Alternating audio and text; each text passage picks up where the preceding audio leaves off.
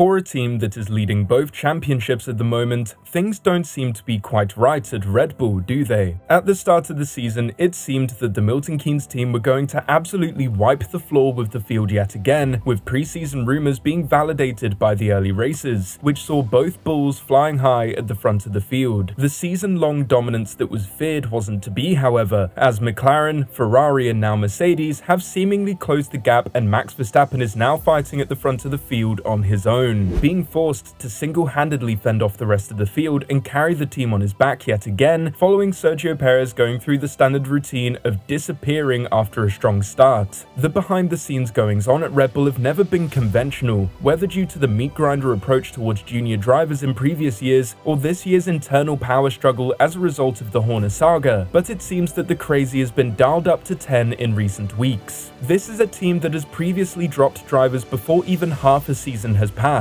a team that has promoted drivers from out of the comfort of their frying pan into the inferno of both the sister team as well as the main team, and a team that has been pretty outspoken and brutal when drivers aren't performing well. However, it seems that Red Bull has decided to do a complete 180 this year, and it will have a far-reaching impact on not only the team, but the whole of the Red Bull racing system. Want to know what the hell is going on at Red Bull? It seems that they may have dug their grave, and if that's so, then we can't imagine they'll be too happy to lay in it. Okay, so let's get one thing out of the way at the top of the video. Max Verstappen and Red Bull still lead both championships. Even when the cards are getting more and more stacked against Max, he finds a way to win even when he doesn't have a teammate with him or the fastest car on the day. Max is not the issue here, and if anything, it's him and him alone that may keep Red Bull afloat over the course of the season. However, Max has recognized that, as he said this weekend, the era of Red Bull dominance is now over. The other teams have caught up, and he is having to fight harder for his wins than he has done since the 2021 season. Following the Spanish Grand Prix, Verstappen made it clear that it took both him and the trackside team having the perfect race to keep the rest of the field behind them after taking the lead on the second lap. I am very happy. Getting the lead on lap 2 made my race. That is basically where we won. McLaren were faster today, which is a little bit concerning. That is not what you like to see. I want more performance as we are not the quickest at the moment, but we operated well and maximized everything we had. You cannot rely on that all the time. To win races, you have to normally be the outright fastest, which has been lacking.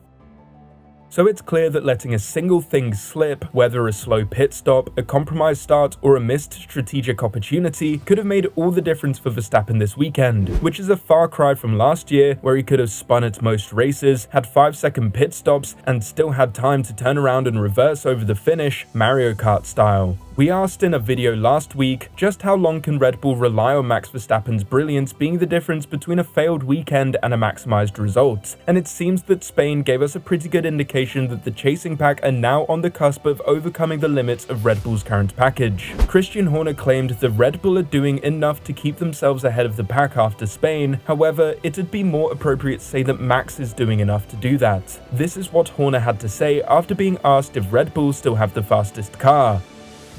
I think it's tight. It is small margins. Max and Lando were 18 seconds ahead of the rest of the field. In the end, we got the job done and bagged maximum points. Since Miami, Lando has probably been the standout competitor, and we are going to have to be at the top of our game to win. It's tight, but we keep winning. McLaren are doing a great job. Ferrari aren't far behind. Mercedes are improving, but we are keeping our noses in front. Obviously, Max will still give everything in order to win. That's just what he does, but in every other aspect outside of the garage with the number 1 car, Red Bull is being found lacking at the moment. In the garage next door, for example, Sergio Perez has qualified over 3/10 slower on average across the season, which, given that statistic includes his strong start, is a pretty damning indictment of his recent form, and that used to be enough when the car was half a second down the road from the rest of the field. But now that the teams behind have caught up and the qualifying spread at times is under a second from P1 to P20, Sergio Perez is currently being found lacking, having finished a whole minute behind his teammates at Spain, as well as qualifying nearly 7/10 away. Perez was seemingly bubble-wrapped by the team from any kind of criticism. The team that has previously been so brutal about malperformance, especially Perez's dip of form from last year or even the year before, were quick to come to the defense of their driver, claiming that 8th was the maximum that Perez was expected to get following qualifying, though that that ignores the fact that in that car there is no way he should have qualified so low in the first place. Red Bull have locked in 3 out of their 4 available seats across the main team and VCARB, and it's an absolutely baffling lineup.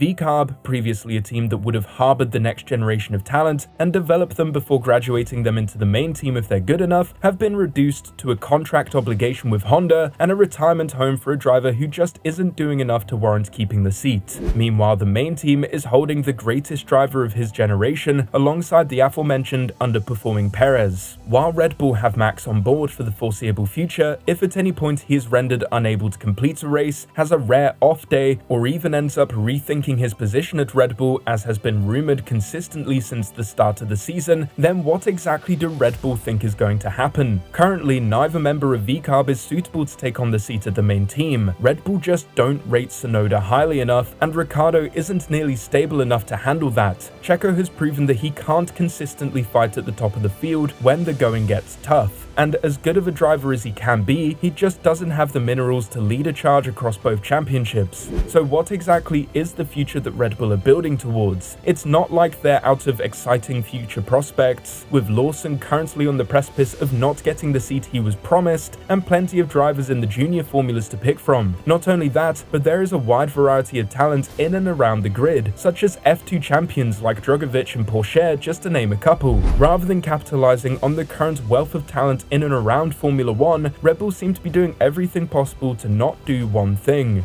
They seem to think that rocking the boat while Verstappen is at the team, as in the past they have tried to have 2 high performers in the team and it has bitten them, like Ricciardo and Verstappen, or Ricciardo and Vettel, or even Vettel and Webber, and they seem to think it's going to be worse than allowing everything around him to stagnate.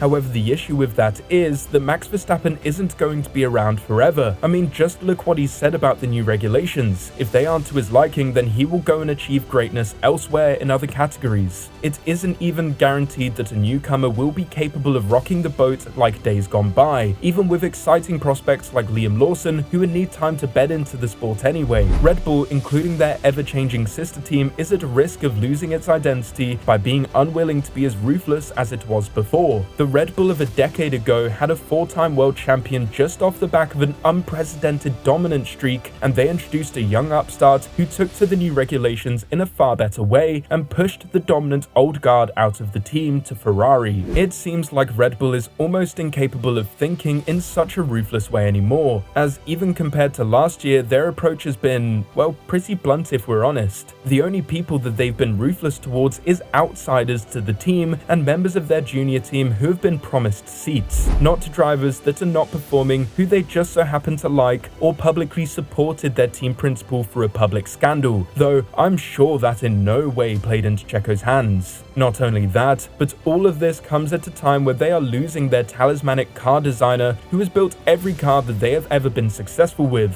It truly is a scary time to be looking into the crystal ball for Red Bull. Maybe Red Bull will bounce back and continue their dominant streak at the top of the sport, and this video will look rather silly, but until then, it's hard to see Red Bull's recent decisions and direction as anything but counterproductive in the long run.